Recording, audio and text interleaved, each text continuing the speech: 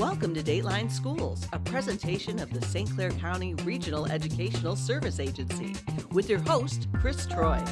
There are 55 public schools serving St. Clair County, and this week on Dateline Schools, we're visiting Memphis Elementary with our special guest, Principal Susan Hankins, to discover the exciting things that they're up to educating some of our smallest students. Susan, thanks a lot for being with us today. Thank you so much for having me. Now, Memphis is a smaller school district, but you guys always have all these amazing things going on. But just exactly how many students are here at the elementary school? Currently, right now, we have just under 400 for preschool through 5th grade. We have 386 students.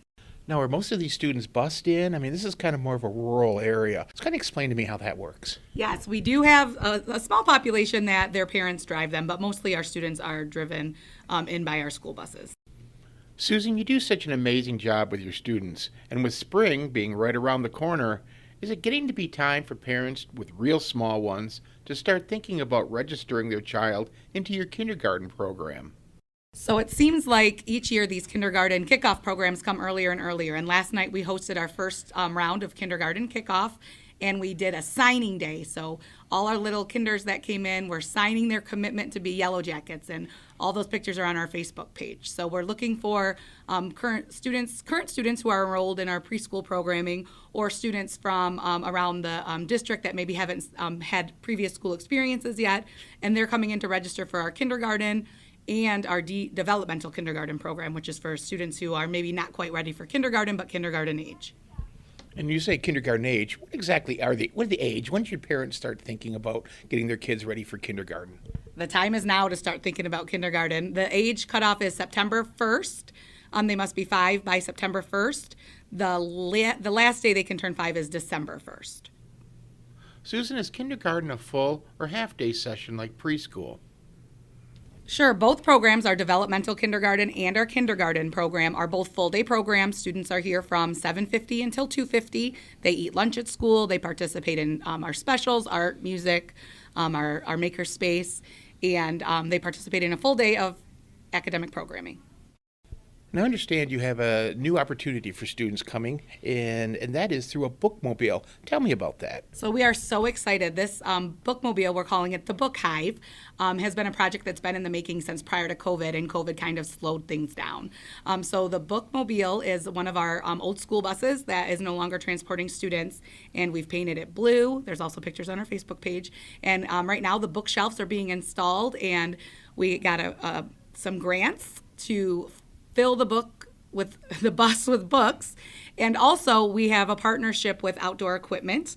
They are a great sponsor who hosts a golf outing for us every year, and a major amount of the funding is coming from our golf outing from Outdoor Equipment. But we were also provided a grant through the Community Foundation's Claude and Alexa Lawrence Fund to help us get that started too. So this has been a project, a huge undertaking that's been going on for quite a while, and we are very excited for the kickoff of the bookmobile this summer. Now, when I was back in school, the St. Clair County Library System always had a bookmobile. Is this something new to Memphis, or is this something you guys are picking up now? So the whole reason we're doing this is because a lot of our teachers, especially our librarian, Mrs. Kuhn, we have great memories of the bookmobile when we were a kid. So that's kind of where this idea stemmed from. And we just wanted a way to continue teaching our students about how great books are and give them that love of books and reading all throughout the school year. So the bookmobile will be at various locations with a calendar being posted soon throughout the summer where kids can come and check out a book. There'll be internet on the bus, and we'll also have some cool STEM projects on the bus as well. Susan, who are some of the sponsors of the bookmobile?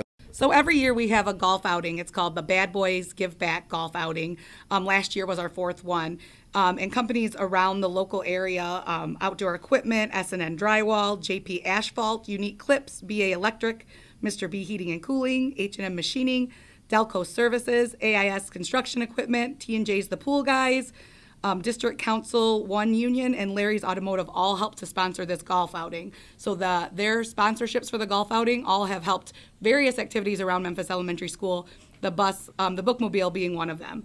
Also, we were granted money from the Community Foundation's Claude and Alexa Lawrence Fund, which was the very first sponsor of our bookmobile. Susan, you have a new program called Win Time. Can you explain to me what that is? Sure. So we are very excited and proud of the Win Time program that we've been implementing here at Memphis Elementary. There's actually a book called Win Time, Fearlessly Transforming Your School, which was written by Stephanie McConnell. And our Win Time is based on her idea of an enrichment and intervention block for students. So we use data, our students' data, to place them in enrichment or intervention opportunities throughout the school day. So students K through second get 30 minutes of enrichment or intervention, and students third through fifth grade get 45 minutes. So students are grouped based on exactly what they need, and they're given opportunities to make up their learning gaps or move forward if they're performing below grade or above grade level. Now, how are these assessments done to actually figure out what student needs to win? That's such a great question because students have so many varying needs, and really students are formatively and summatively assessed throughout the school year and throughout the school day. So one of our big places where we gather data from is our NWEA MAP growth assessment, which is given to students 3 times a year. But we don't want to just look at one moment in time. We're also looking at classroom assessments like the DRA assessment or quick little math fact assessments or just any performances that the students are giving us, we can collect data from to place them in the appropriate win time. Is this a program that a student will continue through their elementary career? Yes. Students will have access to win time as long as they're here at Memphis Elementary. And is there any time where it's decided that maybe they don't need it as much, that they've neither caught up or they're achieving their goals? Which is why we also have it as an enrichment. So once we notice those students are reaching their goals, they're placed into the enrichment programming. Susan, how did you first hear about this program? I heard about this program through Stephanie McConnell on a principals Facebook group that I'm a part of, and we've been so grateful to share this opportunity with some other school districts throughout the county who have come to look and see how we are providing win time to our students so that they can provide those to their students as well. And I guess that answered my next question. Are there any other districts here in the area who are using this program? Yeah, so some of the East China schools and Algonac schools have come and talked about win time so that they could learn to hopefully implement that as well. Susan, throughout the county, there's a lot of great opportunities for students getting ready for preschool and early education. What does Memphis offer those students? Yeah, so here at Memphis Elementary, we have a lot of early childhood opportunities. We offer a 3-year-old and 4-year-old tuition-based preschool programming. We also offer free GSRP programming for 4-year-olds, and we have a full daycare starting as young as 6 weeks old that students can participate in or families can use if needed.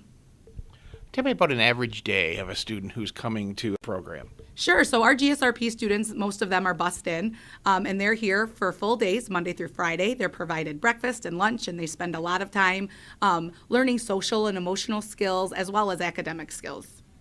What would you say to a parent who came up to you and said, I'm not sure really whether I should enroll my student in this, or I'm not sure if they feel they're ready? I would say I understand because as a mom myself, it's really hard to send our 4-year-old to full day programming. But the data is in and overwhelmingly points to the success of students who have participated in preschool, especially full day preschool programming. Now, are these programs where the students learn mathematics, or do they play? Or is there kind of a combination of play and learning?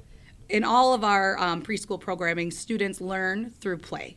So they're given academic opportunities through age-appropriate social-emotional play time. Being a principal of an elementary school, I'm guessing you can tell when a student has made use of preschool programs and when they haven't. Tell me a little bit about that. Yes, for the most part, it's very easy to distinguish the students who come to us with early literacy and early mathematics skills that they were given through a rated preschool program.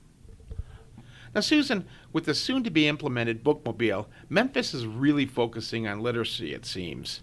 But it's not just the bookmobile. You have another new program as well, do you not? We have been so fortunate at Memphis Elementary for our partnership with St. Clair County RESA. And as you mentioned, literacy has been a huge focus. We've been a lab school for literacy instruction. So reading is important at Memphis Elementary all the time, but in March, we celebrate because, as we know, March is Reading Month. So we like to participate in one school, one book. So we buy a copy of the book for each student, and then each night at home, the families are able to read the book, and the recordings are on the website. And we just kind of celebrate reading together during the month of March. Our school librarian, Mrs. Kuhn, puts a lot of work into this. And this year she has chosen an A to Z mystery book called The New Year Dragon Dilemma by Ron Roy. So our students are participating in a little bit of mystery reading this March.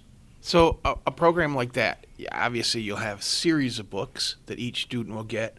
Who funds that program? So this year, in past years, we've used various ways to fund the programming. Maybe proceeds from the book fair. So sometimes our parent club has sponsored it. And also our school librarian, Mrs. Kuhn, got a giant $100,000 grant from the state of Michigan this year. So that is part of how we used it this year to fund the program.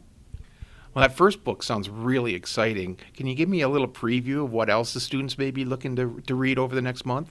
You know, we are big on choice reading, so we allow students time throughout the school day to choose what they want to read, and we're using this time, March's Reading Month, to introduce the genre of mystery. So if you want to check out our Facebook page, Mrs. Kuhn made a very cute mystery video about some of the mysteries that happen over at elementary schools that we're going to be trying to solve throughout the month of March.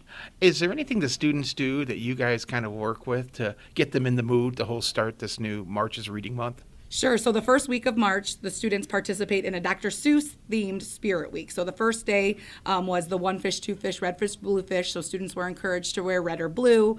On Tuesday, it was Cat in the Hat. So students were allowed to wear hats to school. Sock Day, they wear crazy socks for Fox and Socks. Green Eggs and Ham is a day where students are encouraged to wear green. And then we have a Horton Hears a Who Day where students are allowed to wear pajamas to school for the day. Boy, Susan, sounds like a lot of fun here at Memphis Elementary School. I want to thank you so much for sitting down and talking with us today. For Dateline School, I'm Chris Troy. Dateline Schools is a presentation of St. Clair County RESA.